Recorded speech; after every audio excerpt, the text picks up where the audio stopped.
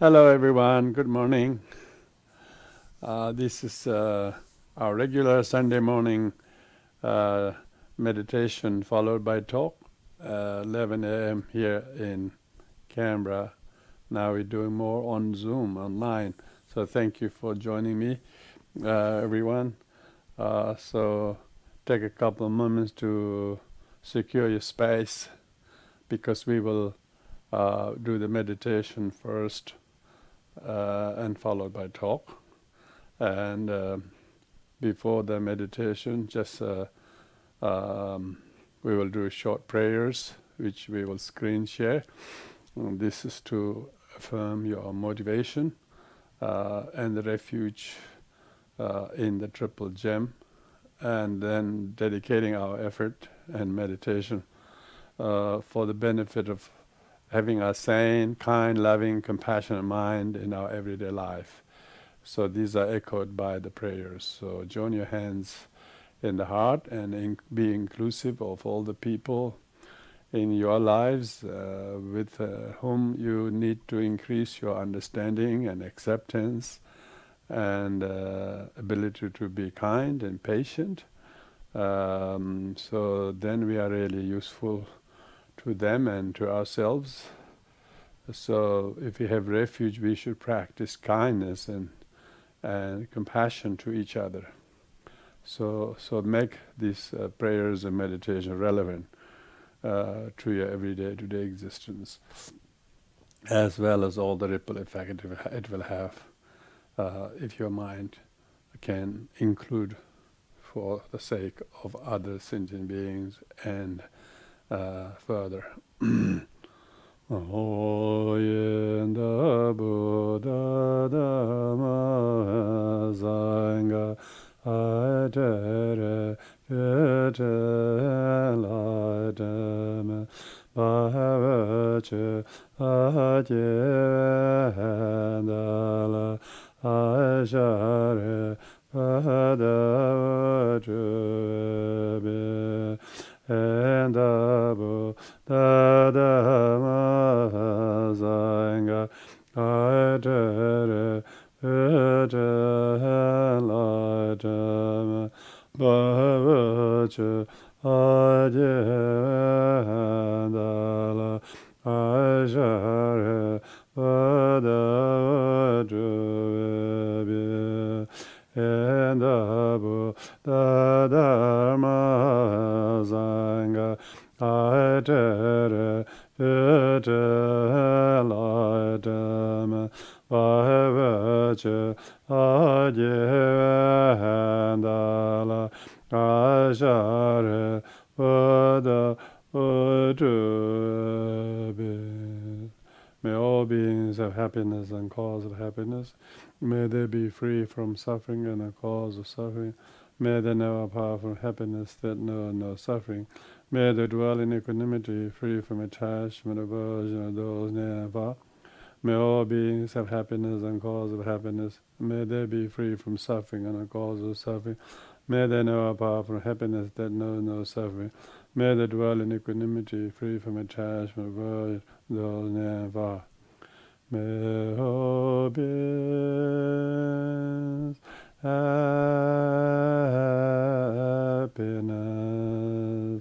and the cause of happiness. May they be free from suffering and the cause of suffering. May they never from the happiness that knows no suffering.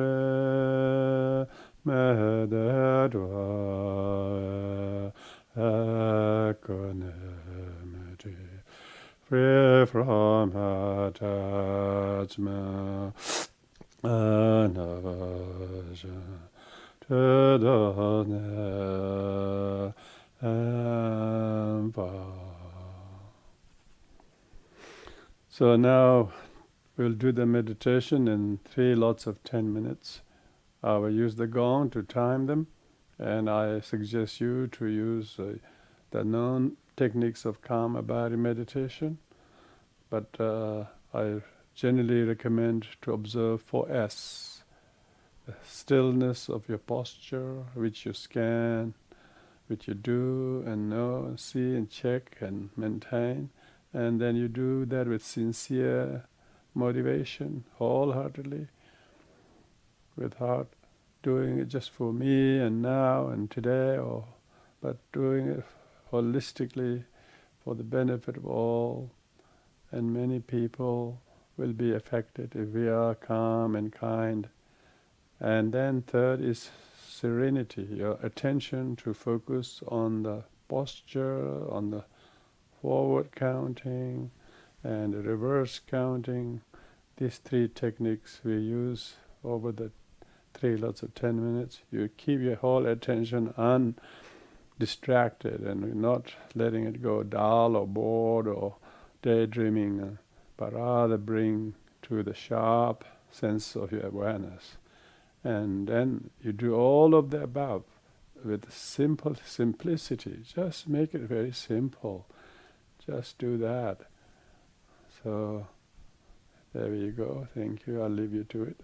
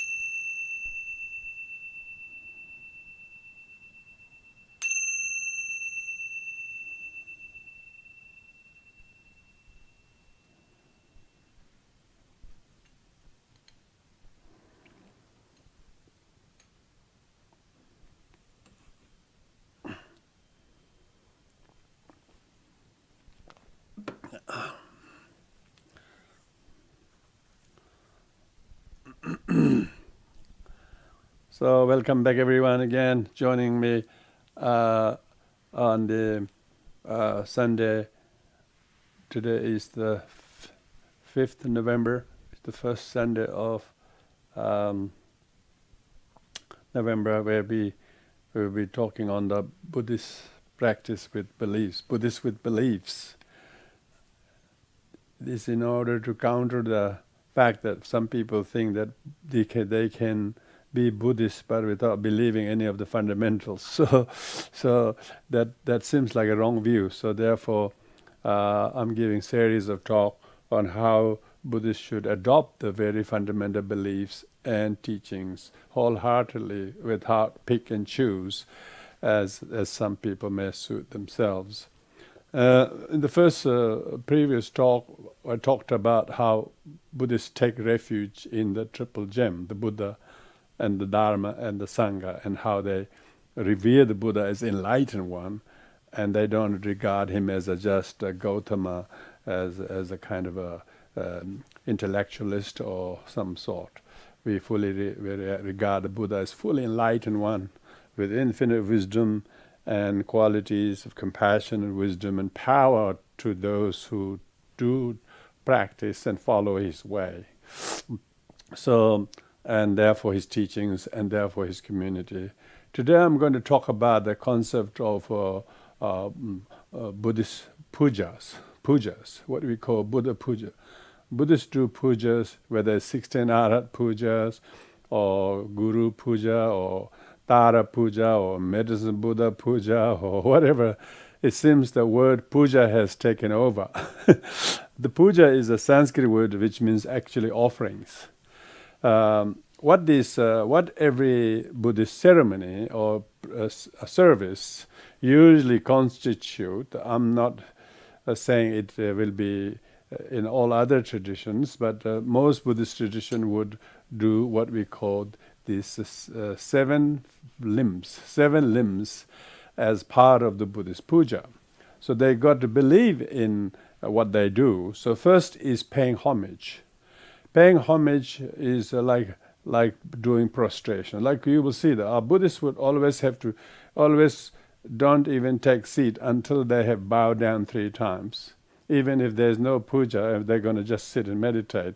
Our Buddhist who believes in the teachings takes 3 prostrations or more, depending to that availability time, and then sit.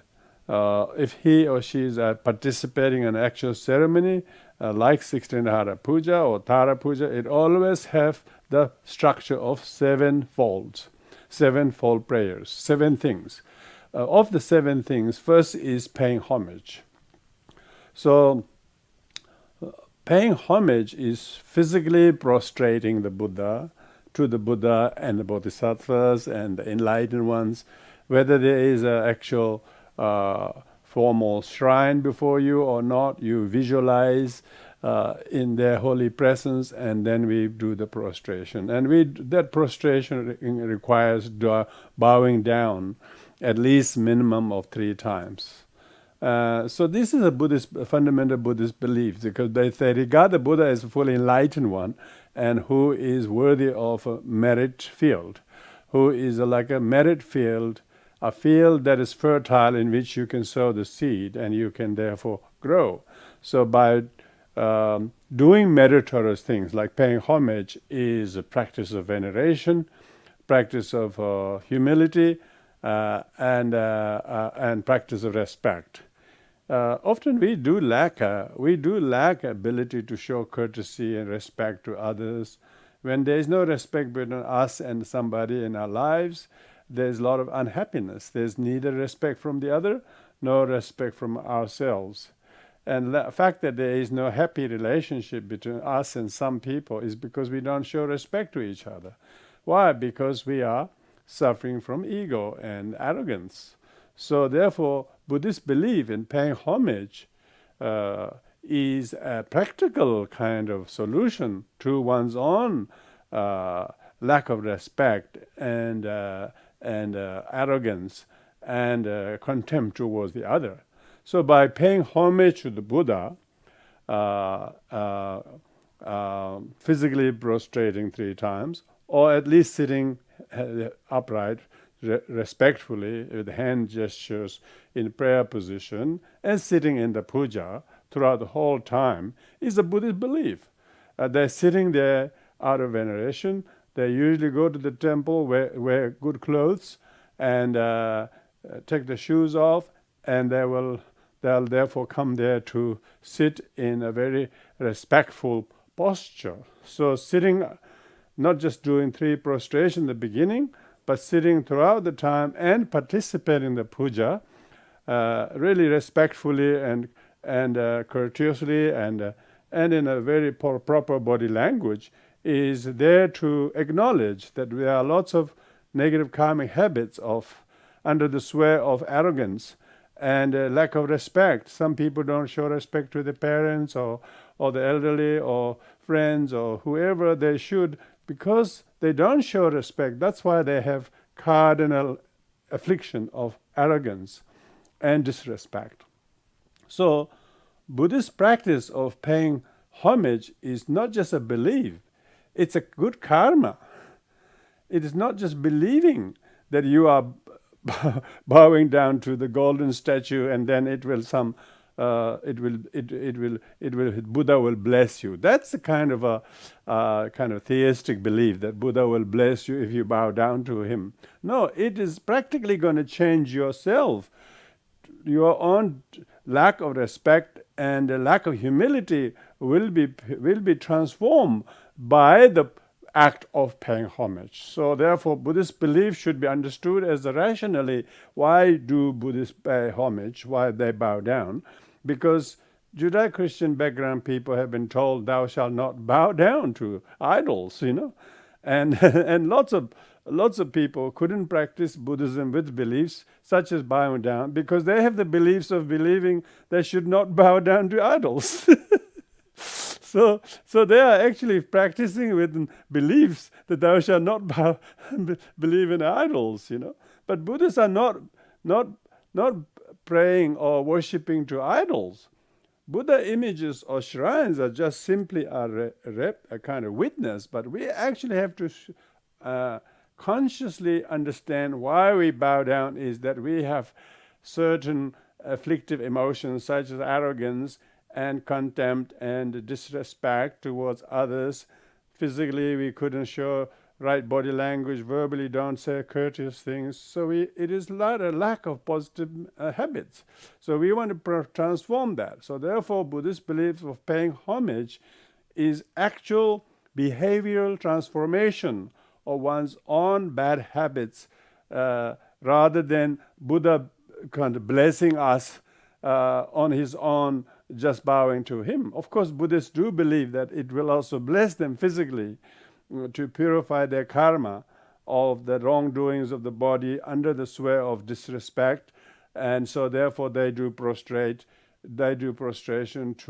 as a confession for the wrongdoing of the physical body, and so therefore when they pay homage, prostration, they not only that, they multiply, visualizing themselves as many bodies, as the atoms of the universe, doing prostration together. So therefore, that kind of belief is more the merrier, they call it.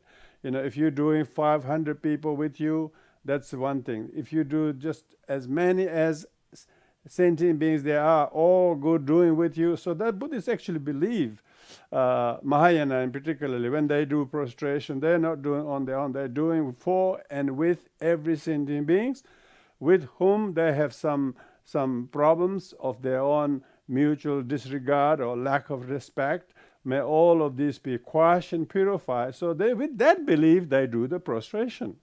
So it's not without reason. It's not just a theistic way of thinking where when you bow down to, as a Buddhist, you will be purified by the Buddha. That's not entirely the only reason the Buddhists do. Of course, all Buddhist believers definitely do believe that if they bow down to the Buddha, it will bless their mind and body for a long time, not just for the day or for a long time in the future.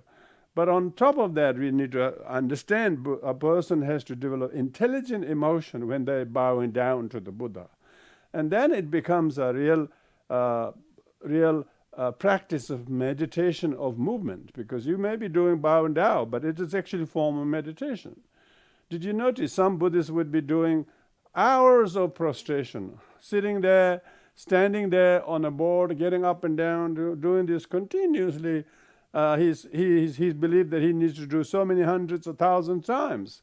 So persons, he can't sit still because of whatever, but he bowed down many times as a form of devotion, movement practice. So that's a really fundamental, very important Buddhist beliefs.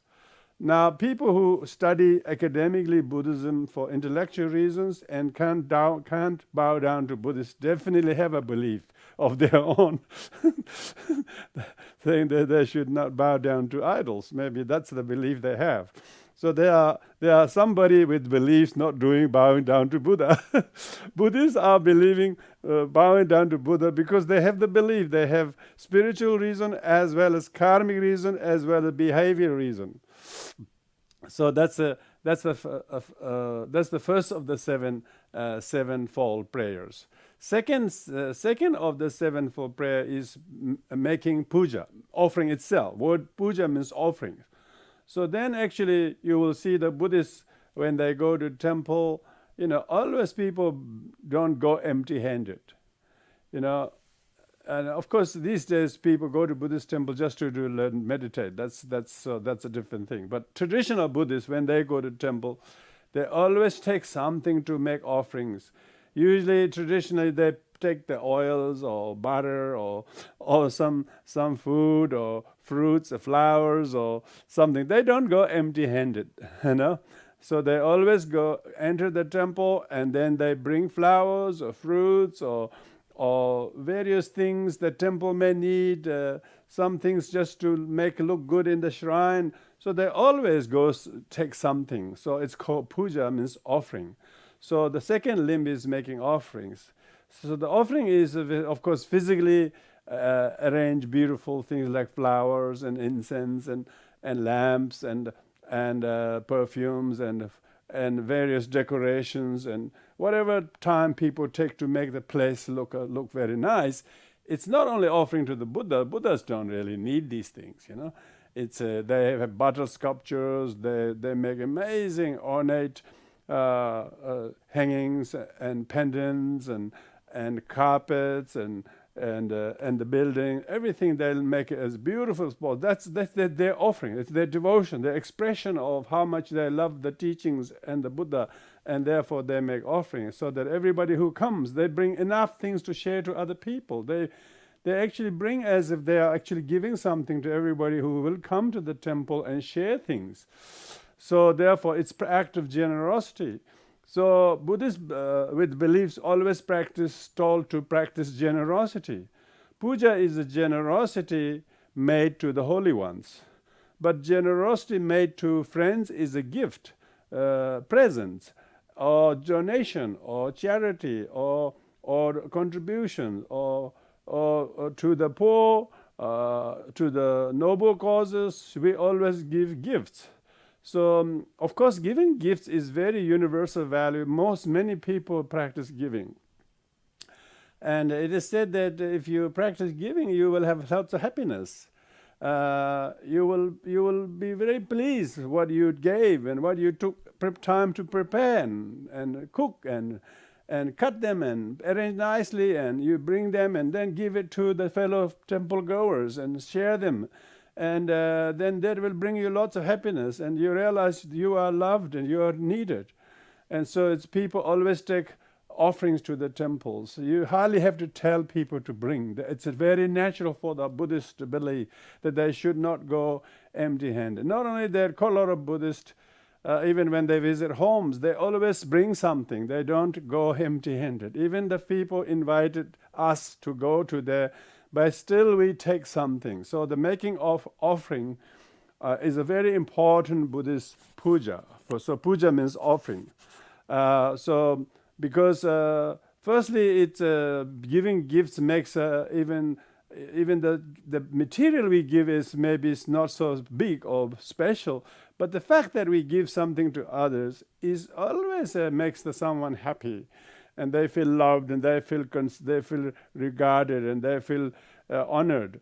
And so giving gifts is not just a formal Buddhist kind of a ritual when you go to temple, but also the more giving that you do to each other, to somebody, the more understanding and friendship that they will ensue into your own lives.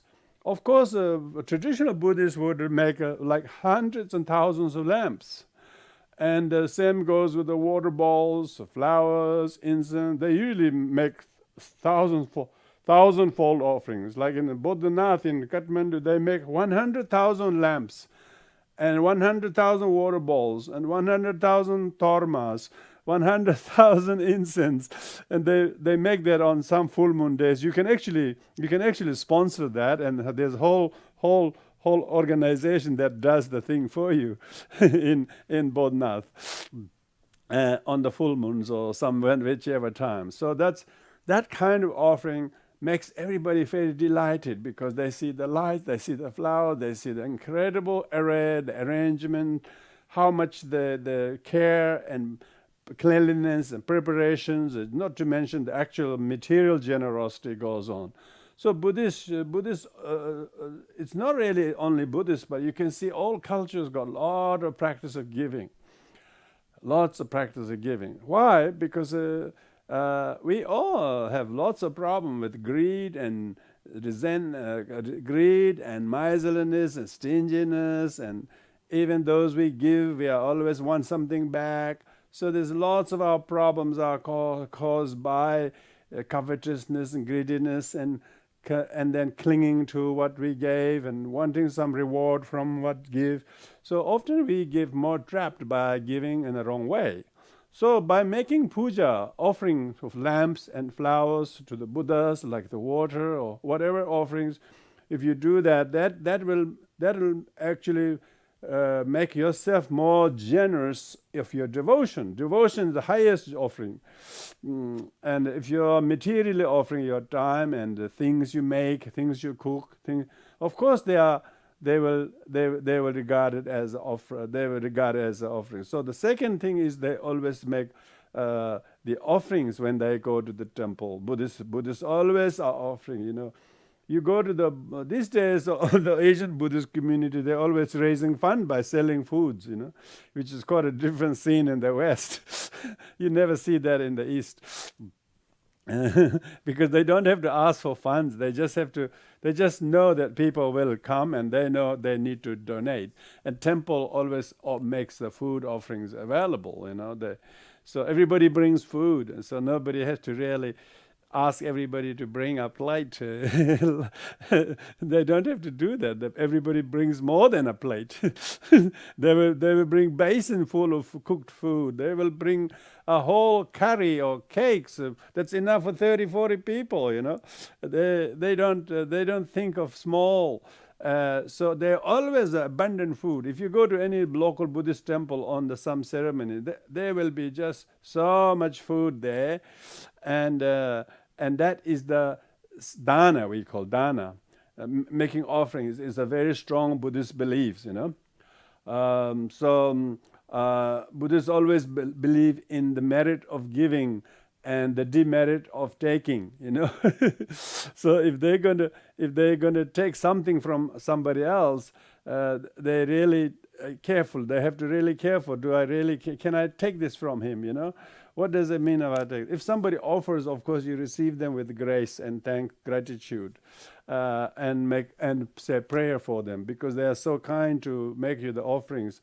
And so they say the lay people are more happy to offer food to the Sangha, because the Sanghas make the prayers in return for the benefit of all that. So it's Buddhists believe in practicing generosity in general, as well as offering dana to the monks and the monastics, to the poor, to the needy, to the noble causes, temples, and statues, construction of stupas, and all of that Buddhists believe if somebody dies, they usually make sure all the deceased person's estates are spent in order to distribute the deceased person's funds to such noble causes. And if the children or family members in a Buddhist family will not try to inherit the material wealth for themselves, it's a taboo to try to own material possessions, the money of the parents for oneself. They will rather use it to dispense it for the benefit of others, like noble causes, and whether it's temples or whether it's community hall or whether it's a hospital or whatever the noble causes, they always believe in giving that. So that's why the Buddhists believe that if we don't give gifts, if we are not generous, we be reborn and hungry ghost. Buddhists definitely believe and fear the likelihood of being born as a hungry ghost. Sometimes we might already be a hungry ghost in this body. We don't have the fear of being born. We already are pretty hungry. Whether we are ghost or human is the lots of hungry humans. They have everything, but they still act as that they never receive. They never talk about how much they have been gifts received or given or loved. They always say of, I wasn't loved, I didn't give this. All this meanness in us is a hungry ghost, So Buddhists believe that we should alleviate the hunger and self-importance, but practice, even if you have something, give more of it to somebody who doesn't have, rather than thinking it's mine. If you have a plate full of food, just give at least half of it to somebody else next who doesn't have. That will give you more happiness than you eating that on your own, So that is the very important Buddhist belief. I'm sure that is also fairly universal. If you look at it, where whoever practices in generosity, they do that. So, but Buddhists do the offerings in the temple, like a puja. You will see the incredible mountain of food. Sometimes because number of people they wanted to distribute that to enough for everybody. They will bring truckloads of food when they bring the big tsok offerings. They're not only eating something as a blessing for the afternoon, but they have tons, huge bags to carry home, because everybody wanted to offer generously for the puja, and that everybody got very abundant things. So where there is a Buddhist teaching spreading, of course these things will naturally slowly happen. Even though it's culturally in third world countries, the abundance of giving many foods is a kind of a thing, is show of prosperity. But in the West, it's people don't want to take and give so much food that it will be wasted, because they all have enough food at home to their liking. So why they want to receive so much from the temple and take home. So I don't think so. Therefore, the whole culture and that's why we usually do not do the lunch and talk together, because we usually make the lunch and talk together. We don't make a talk separate from the lunch, because the foods get wasted, and so that's no use. So it's more. There's definitely certain cultural adaptation has to be made. How much of the offering is necessary in order to make it meaningful? But it's the very main thing is making offerings of whether it's a lamp or a flower to the temple is made as a religious belief, that they're making offering of these items to the Buddha, that we be able to, like water is offered for the sake of quenching our thirst for knowledge, So we offer the water because we are so thirsty, we are so thirsty hungry for knowledge. We are not getting much thing that can quench our thirst, But when you understand Dharma, when you understand meditation, it will quench lots of your thirst for knowledge. So therefore, we pour the water, offer the water for that. We offer the flowers so that we blossom some qualities like humility, like generosity and gratitude. So we light the lamp so that there will be some dispelling of misunderstanding and confusion. There's a lot of darkness between people and themselves, and there's a lot of confusion. So they offer lamp, let there be understanding, let there be light, I call it. Yeah, and they offer perfume so that we have. They offer perfume so that we have actually aroma of faith in the Dharma. Those people who believe in Buddha, those who believe in the Dharma and the practice of the teachings, and they have reservoir of faith. In Buddhism, we not only we need faith, but we need inexhaustible faith. So therefore, they offer the perfume in order that our faith does not dry up. These days, people have very little faith, and that also completely get drained by the doubt. And so it's a Buddhist belief that faith is important. Blind faith is not recommended, but faith with a lucid and aspirational and trusting and validated through your own experience how true the teachings are, and how believing in the teaching is a reservoir of faith. So practicing Buddhism with belief is Buddhism with faith. Sure, the teaching says you can investigate, examine. It doesn't question that your openness to do that, but it says that you have to have a certain degree of faith and confidence as you grow, because you don't spend whole your life investigating and think that you are over with Buddhism because there's nothing for you in it, that you can't develop any faith in the Buddha or the Dharma and Sangha. That's not Buddhism. That's Buddhism without belief, indeed. But Buddhists with beliefs totally have faith, if only maybe we may failed by our lack of practice and sincerity and consistency. But there is no doubt about the truthfulness and the valuableness of teachings. So that is why we offer perfume to the Buddha. Buddha doesn't need to wear perfume, and in fact, it is one of the vow that not to use perfume, let alone, even in a lay person, let alone offer Buddha. Buddha doesn't need any of your dirty perfume that probably you got from the deer's mask. Who wanted to offer? Real perfume is the faith and trust and confidence in the law of karma and the truthfulness of Dharma. That's the perfume. So, and in Buddhist pujas, you will hear them playing cymbals, beating gongs, and blowing trumpets, and all of that. And they're really not that musical, I must tell you that. they're just a bit of clamor, I think. The real music is right speech, So we offer those we play those instruments, but for the sake of people actually practicing right speech. So you can see, these are looks like outwardly Buddhists are doing these rituals, but they have actually good understanding. They actually have a deep contemplative meaning that offering those music is so that we develop a right speech, so that we have a good understanding of hearing, and so on. So a Buddhist therefore practices these beliefs, not just blindly, but that has actually worthy of meaning for them to live, because they all need they want somebody who speaks kindly to you, who speaks respectfully to you, whose language is like a music, because his way he speaks, how he speaks is so beautiful. Yeah, that's real music.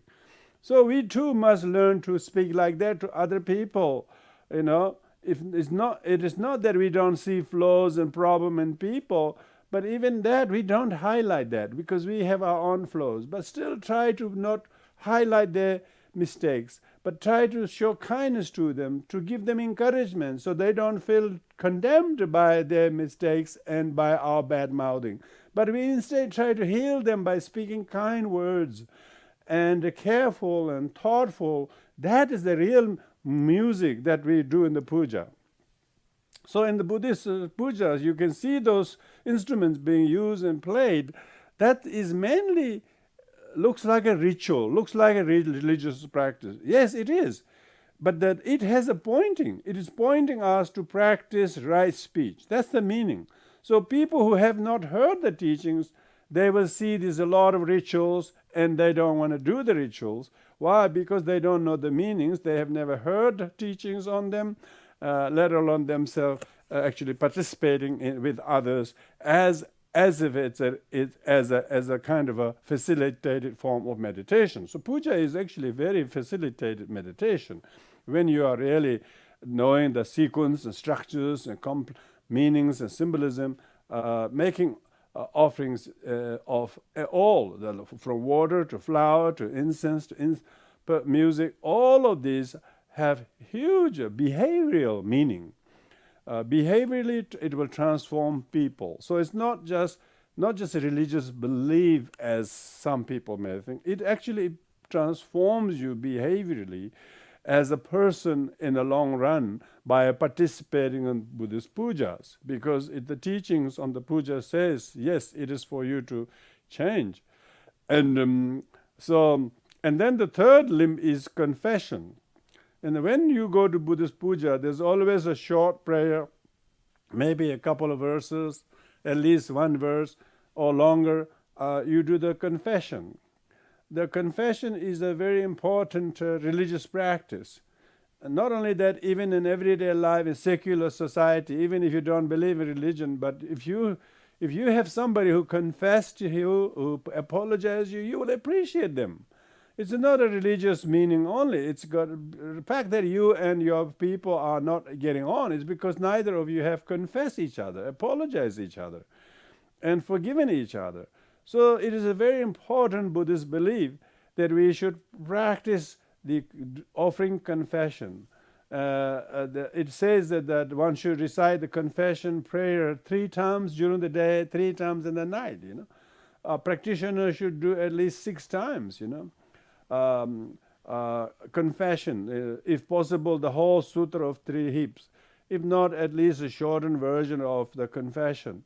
So a person who practices their daily sadhanas, prayer, they actually have those confession in every sadhana. So therefore, doing the confession makes ourselves acknowledge that how flawed we are. We still have lots of drags of karma and afflictions. We often are burdened by them, and we are not completely beyond either of them. So because of that, we should offer confession and apologize frequently. No, Buddhas will not be upset and send some army to you and arrest you, anything like that. Buddhas don't do that. But Buddha is an unconditional object, what we call power of reliance. Buddha is most compassionate witness to whom if we made the confession to, we will not be judged, but we will instead forgiven. And so if you do not have the confidence someone you wanted to confess to will not forgive you, you have reason to do it in front of others, because others will forgive you, understand you. Lots of the problems and sufferings that you have are because we have not confessed to people, we have not apologized to people, and because we have not forgiven to other people. That's the reason why there is a lot of baggage between us and somebody else.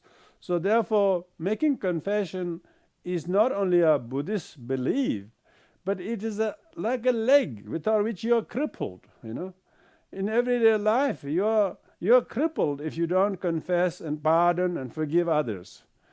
If you do this regularly, then you actually are a practitioner. Why? You forgive others.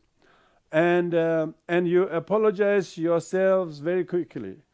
And because a practitioner, first of all, do not want to make any mistake. But when they become practitioner, they notice more the mistakes they commit than the good they do. So then, and when they become more noticer of his or her failure, they become more frequent confessors and frequent pardoners, frequent forgivers. This is good. So this means these beliefs are enabling us to change. Before we were really snobbish and very arrogant. We wouldn't forgive others. Now we are forgiving others very quickly. We apologize more frequently, and not just a few days, few years. No, very quickly. As soon as that your mind occurs, you quickly apologize. So that is necessary thing for people to learn to confess, not just before the Buddhas, but also have the skill to do that in our everyday life. So so Buddhists believe in the Buddhist pujas have always the confession. And the fourth limb is rejoicing. Rejoicing is amazing thing is that we learn to opposite of guilt. We rejoice good things to other people instead of jealous of what other people do or achieve. We rejoice their happiness, their industry, their success, their diligence, their commitment, their discipline, their meditation, their generosity. When you start looking, you will have a lot of things to rejoice. And when you are able to rejoice every other person's, doing and what they do, you start seeing good in others. How do you know you are practicing rejoicing as a part of puja? Not only you do the pujas and sadhanas, but you are noticing all the good in others. And instead of jealous to the good the people did, you rejoice them. And when you rejoice the good that people do, you don't develop jealousy. You don't feel competitiveness to the equal. You don't feel arrogance to the junior. You don't feel contempt to the senior. But instead you rejoice all of the three. And so that is amazing kind of a skill to be able to rejoice. So in the temple when we sing the praise to the Buddhas and Bodhisattvas, their mantras, we rejoice their qualities, their enlightened qualities. Like when we celebrate the Buddha's special days, we celebrate all his enlightened qualities, we rejoice, we're happy, Like we don't say happy birthday to the Buddha, but but we become very delighted to rejoice the qualities of the Buddha's enlightenment, incredible merit of his teachings. We rejoice, and like that, we also learn to. So in the temple, we sing the praises, chant the mantras, and all of that in order to gladden each other. How blessed, how much suffering there is in the world, but how much luckier we are to have the Dharma to heal our wounds from the karma and suffering we unconsciously created. So rejoicing makes ourselves a lot more contented, because therefore by doing pujas, you're likely to learn to rejoice many small things that you thought was not important enough. But you're always looking for big things. It's not the big things, it's the small, beautiful things. You should learn to rejoice. And that could be the smallest thing you see in the people do to each other, kindly and thoughtfully to somebody, offering the seat or giving the way to them or helping them to take their shopping to the car park, or giving a little small acts like that, small things like that. You notice these things never will be reported by the newspaper people. They don't report anything good, because their camera could not take photos of those good things that people do in the streets in the suburbs. They never report the good things, So we should rejoice all the small things people do. Of course, those things people do regularly, we should rejoice them. We should thank them for doing all the things. So rejoicing means we are always thanking people. We're really showing our compliment and acknowledging what people do, and wish them well and offer great thanks to them. So when we go to the temple, we go to do the puja, during which we need to offer thanks to the deceased relatives and friends and families. They're not with us, but we realize how much our life has been blessed and benefited by their generosity when they were in our lives, but they're not with us. And in the temple, when we might be rejoicing the Buddha's qualities, bodhisattvas and Sharvakas, the Pratyeka Buddhas, but also we should rejoice the qualities of all the other people. And also you can rejoice how much you are making progress ever since you took up meditation or study of Dharma, and how much your mind is changing, how much anger you're no longer not doing anymore, how much forgiveness and understanding your mind is developing, how much your heart is softer and lighter, and how much you do not no longer nag and blame anymore other people. You should rejoice that, We should rejoice subjectively. Amazing shifts and changes and discipline that you have adopted. So when we attend Buddhist pujas, we should. These are important Buddhist beliefs. So we're actually sitting there chanting, and you actually learn to rejoice the amazing things in our lives that we actually take it for granted. So, but here we deliberately rejoice on the day when we attend a puja or do a puja. And then the fifth is we request Buddhas to teach the Dharma, which is a very important. So we go in front of the Buddha so that the people listen, people pay heed to the teachings. And so somebody needs to request the teachings to be taught, So these days we are much easier to access the teaching. You just have to get the correct Zoom link, and then you just switch on. You don't even have to drive. You don't have to put your shoes on. You don't have to change your clothes. You just sit in your home and just know the time. And then be the cup, So the Dharma is being taught nowadays by many great lamas and teachers and friends and monastics, and these teachings are available all the time. So somebody is actually making these things available and possible, and so therefore we should rejoice, and we should also. Rejoice and make quite a lot of you are making commitment. You are listening regularly once a week or twice a week or joining the practice. All these things that you are doing, we are as a matter of great rejoicing. You are giving a good discipline. Every day, week. Some people might do this once a week, that once a week. But to do that, they have to drive half an hour. To do that, they have to, People have to spend a lot of time, dedicate a lot of time to do that. But now we are learning to allocate our time in requesting the teaching and listening to the teachings, and then learning from them, and then really increasing our knowledge and our understanding. And that is a great puja. That's a great puja for your heart.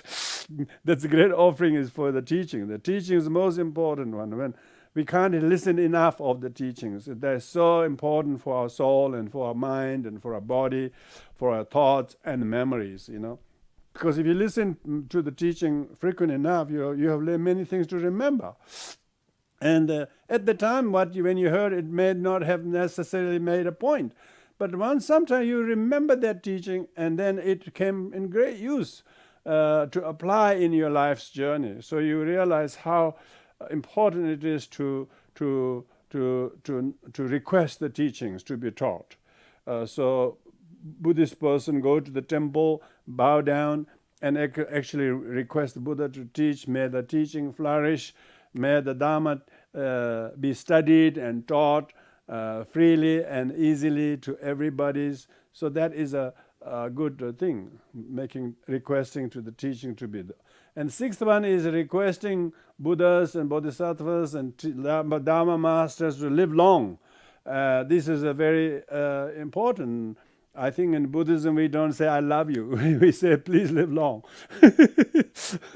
So if you say "Please live long," that means you love them as well. But it's better to say to "Please live long." Means there's a lot of understanding in the statement, But "I love you" has a sense of possessiveness, almost like saying "I want you" type of thing.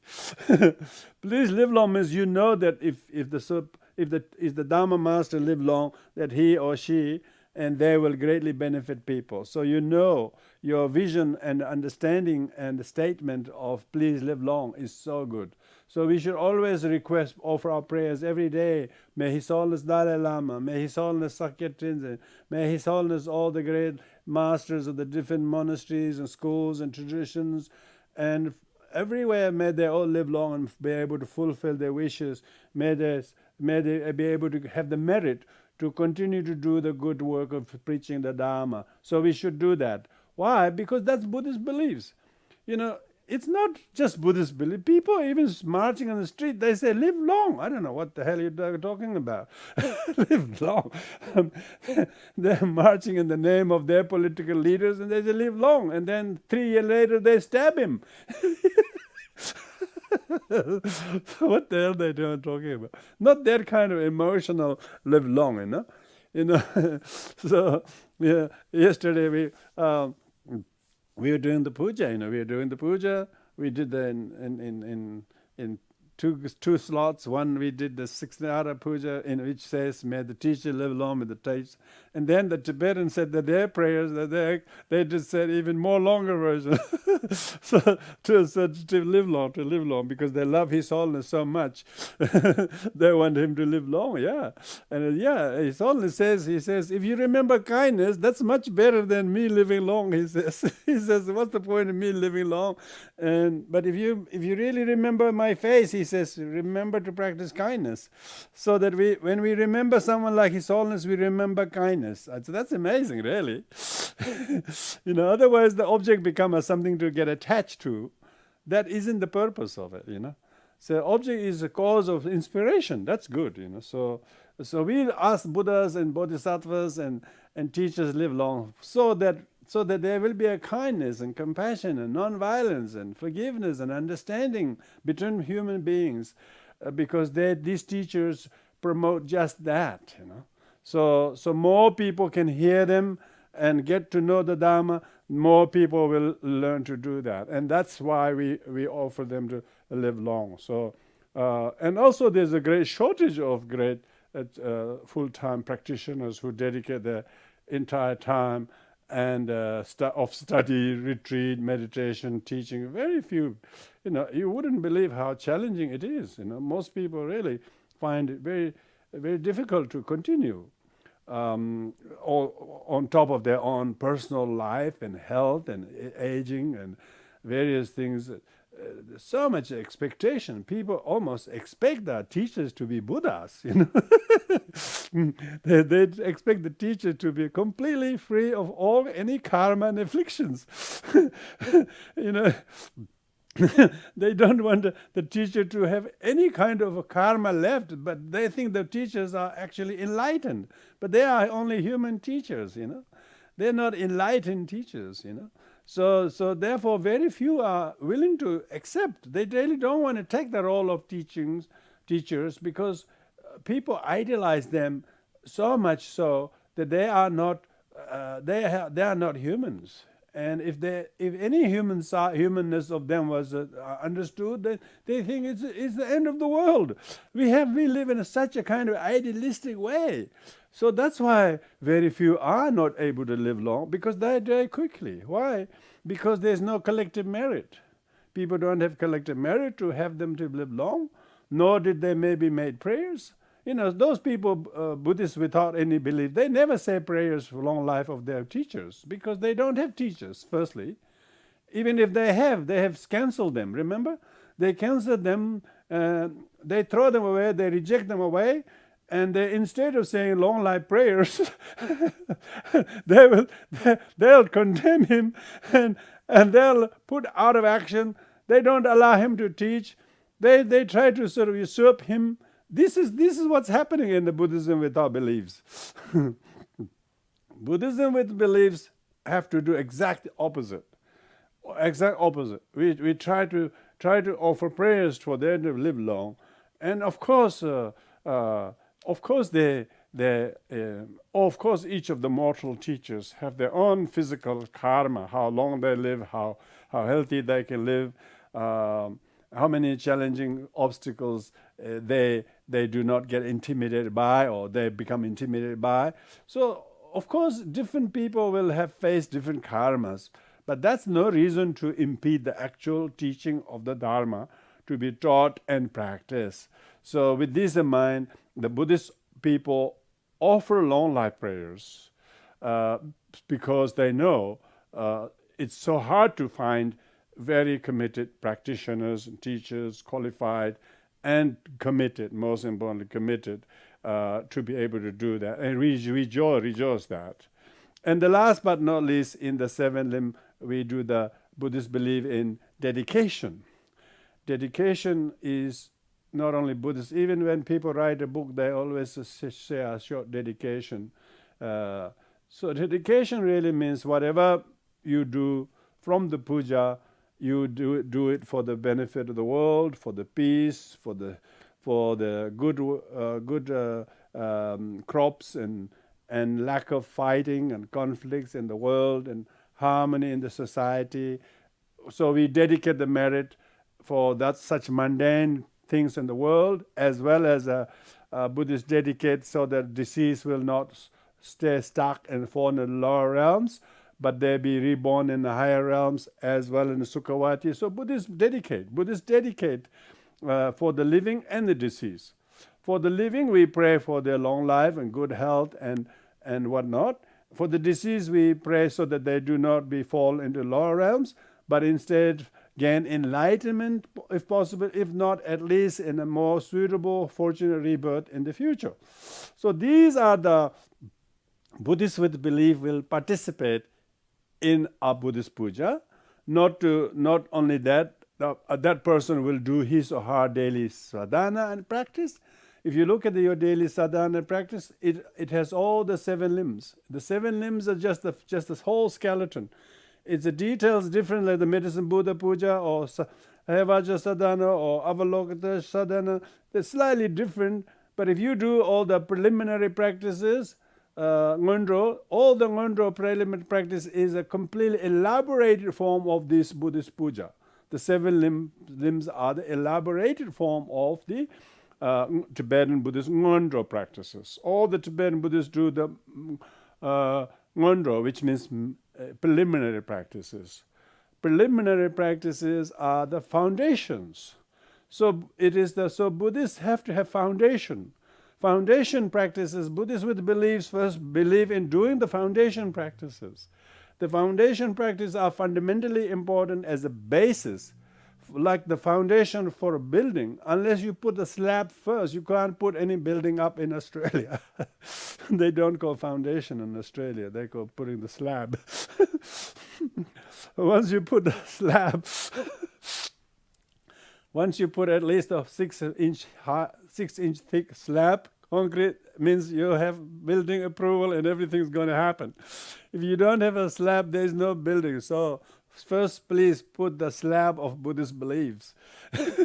So Buddhists with the beliefs have to first believe in putting the good, solid foundation and doing these practices. So therefore, Buddhists with the beliefs are very important because people are reading and intellectually studying Buddhism, but people are hesitating doing the actual Buddhist practices. They think it's a culture or Tibetan or Sri Lankan or whatever, and they themselves think it's not for them, So they don't want to bow down to any culture or any tradition, any rituals, but they wanted to read the books and even compose books, but they think that's Buddhist. I have never heard of that, For a Buddhist, they must have refuge in the Triple Gem and then accept the fundamental tenets and teachings and practices. Like what I mentioned, this puja, 7 things in the puja, is this. You will go to Japan, you will see them doing that. You go to China, they do that. You go to Thailand, you go to Sri Lanka, you go to Tibetan Buddhism. All the Buddhists do that. It's just question is whether they are long or short or simple or complex forms of rituals. Those who are anointed and empowered into those practices, they actually use them as contemplative. They call it chanting schools. They chant like 2-3 hours, and they're all meditating while they're chanting.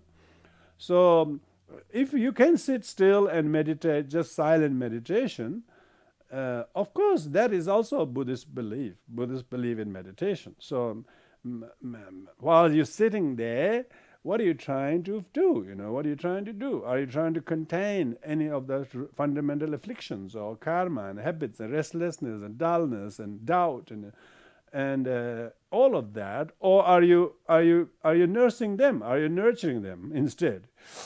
If you're sitting there quietly and not following any of the, they say, I don't want to do the ritual, I just want to meditate. They don't want to say prayer in the beginning, they don't want to say prayer in the middle, they don't want to say prayer at the end, let alone doing any other, they just want to sit there, they just think they're all meditators, Firstly, they don't know the puja. Of course, that's fair enough. They've never been taught how to do the pujas. Particularly, they do very complex pujas. Of course, people don't know. They're doing like Guru Puja with the complex kind of Anuttara Yoga Guru Puja, and they think that can be done in public, and anybody can join in. Of course, most people haven't got a clue what that go on. So even small pujas like 16-hour puja, at least it has you will look at the structure of it. Now, if you make the offering longer, you make the mandala offerings. You make you can add others. Yeah. When you make it short, you just do the one verse confession. So you can see the very dynamic of the structure. Always has every Buddhist puja, whether it's a Vajrayana puja or Sutric puja like 16-hour puja or medicine Buddha puja, Tara puja, or whatever, they all have these features. And these are definitely practices honored and accepted and practiced by Buddhists with beliefs. So with this, we'll conclude here. Thank you, everyone. I'm sure this you have your own regular daily practice of prayers, and because if you chant and read them with these subjective, reflective, meditating on those, you can see all those 7 limbs are right in every single practices.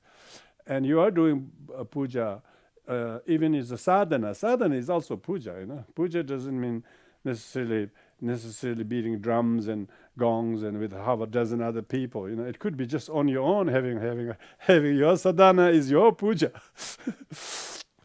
Okay, thank you very much. We do the dedication and merits at the end. Thank you everybody for being here today.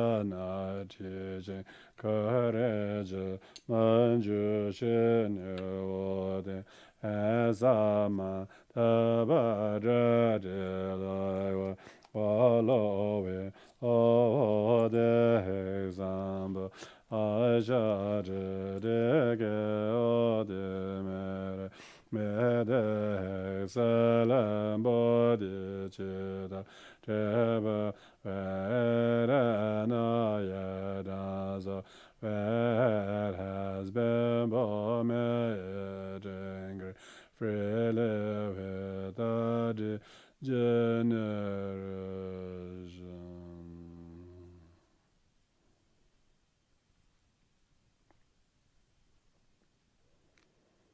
Thank you all.